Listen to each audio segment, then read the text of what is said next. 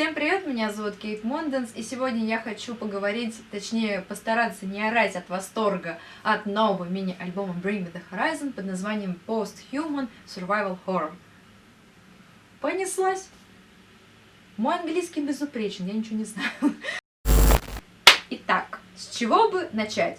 Начать могу с того, что Post-Human — это не совсем название альбома. Будет, я так поняла, несколько таких подобных мини-альбомов, которые будут зашиты, я так понимаю, в единую историю. Но несмотря на то, что все последующие альбомы будут объединены между собой одним названием, так как это один проект, группа обещает, что в плане звучания они будут достаточно разнообразные. И вот 30 октября вышла первая серия, если так можно сказать, проекта Post-Human, называется Survival Horror. Survival Horror был написан во время самого первого локдауна, где-то в марте-апреле, когда везде был карантин, даже, у нас в России был карантин, Вот. Плачет на безработном. Если посмотреть на название Survival Horror, посмотреть на год выпуска, на трек-лист, в принципе, может быть, даже немножечко на обложку, можно понять, что этот альбом целиком и полностью практически посвящен 2020 году и на то, какой он прекрасный.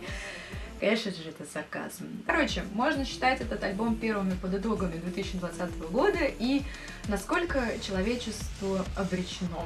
Несмотря на то, что каждый релиз, неважно, альбома или сингла Bring Me The Horizon, всегда сопровождается темой «О, ужас, они ушли в коммерцию», они окончательно облегчили свое звучание и ушли в радио-френдли звук. Чувствуется и слышно, что группе офигительно удобно в нынешних условиях, в нынешнем жанре и в том, что они делают.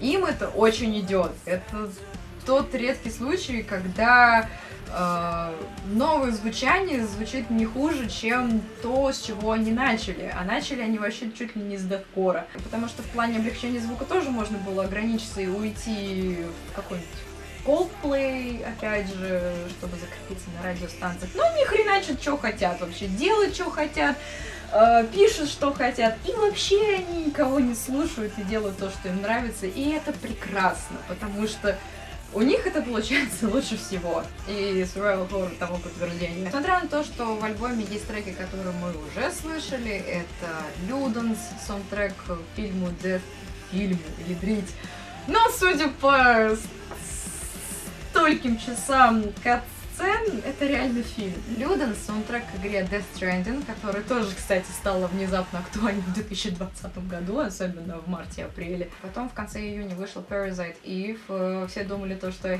отсылочка к нашей ситуации, вообще в ситуации 2020 года. Это оказалось, что посвящено тоже игре. И буквально недавно вышла коллаборация с Youngblood, если по-русски. ОБ, в принципе, на мой взгляд, тоже отсылается на события в 2020 году, поскольку 2020 год богат не только на природные всякие катаклизмы и штуки, но и социально-политические события. И мне кажется, что лирика АБ прям, отражает. АБ по своему звучанию похожа на саундтрек какой-нибудь видеоигре, как мне показалось при первом прослушивании, у меня сразу была ассоциация с Doom Eternal. Потом я открываю какое-то интервью, и что вы думаете? Вы знаете, мы играли в Doom Eternal, когда была первая самоизоляция. Нам так понравилось, и мы сконтактировали с композитором саундтрека Doom Eternal. Вот откуда ноги растут, подумала я. И так вот, и получается, что весь Survival Horror, он так или иначе выдержан в этом стиле, в этом динамичном, напористом стиле, с кучей дисторшена, ничего не имею против. В общем, если говорить про треки, которые ранее не были выпущены, мне больше всего зашло Dear Diary. Хоть и Dear Diary является по сути интро Parasite Eve, трек не разогревает, не плавно намекает о том, что всех нас ждет на альбоме, а сразу резко погружает в его атмосферу, чтобы, видимо, не было времени передумать и переключить трек. Эти гитарные соло, этот брейкдаун, это прям сразу с первых минут возвращает к корням. Внезапно. Suicide Season. Здравствуйте. Отдельно хочу отметить отсылку, если трек вообще полностью не вдохновлен, еще одной игрой Resident Evil. Дневник сторожа, где тот описывал свои будни и по факту свое заражение, а 19 мая 1998 года оставил одну из последних записей. которая подозрительно похожа на лирику Dear Diary. Stop walking probably cause I ate his face. Tasty, itchy TV say there's no more human race. Survival Horror есть еще коллаборация, которая необъяснимо, но факт сработала для меня. Это Bring Me The Horizon и Baby Metal. Kingslayer, повторюсь, неожиданно хороший трек, самый неожиданный для меня коллаборации. Звучит как метал аниме opening, но от этого только лучше. Тут Оли скримит и чуток даже гроулит, как старые добрые, и вообще в этом треке творится что-то невообразимое. Ты не понимаешь, что происходит, но тебе это безумно нравится. 1x1 ощущается как письмо к себе в прошлом. Оли сам говорил, что во время создания 1 на 1 он вспоминал прошлое, в памяти всплыли темные моменты его жизни, он вспомнил всех прошлых демонов. И я, правда, надеюсь, что это так, потому что трек один из самых депрессивных на альбоме. И снова отсылочки к Linkin Park. Очень много отсылочек к Linkin Park.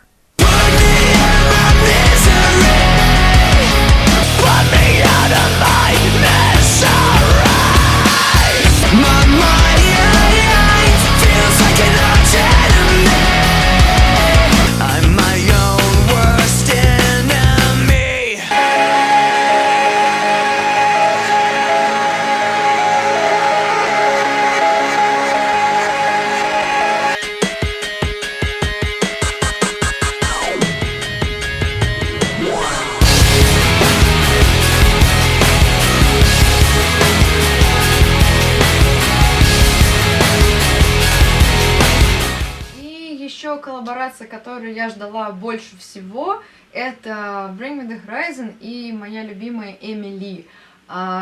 Только фишка в том, что я не ожидала, что это будет баллада, хотя по трехэтажному названию было понятно, что это баллада.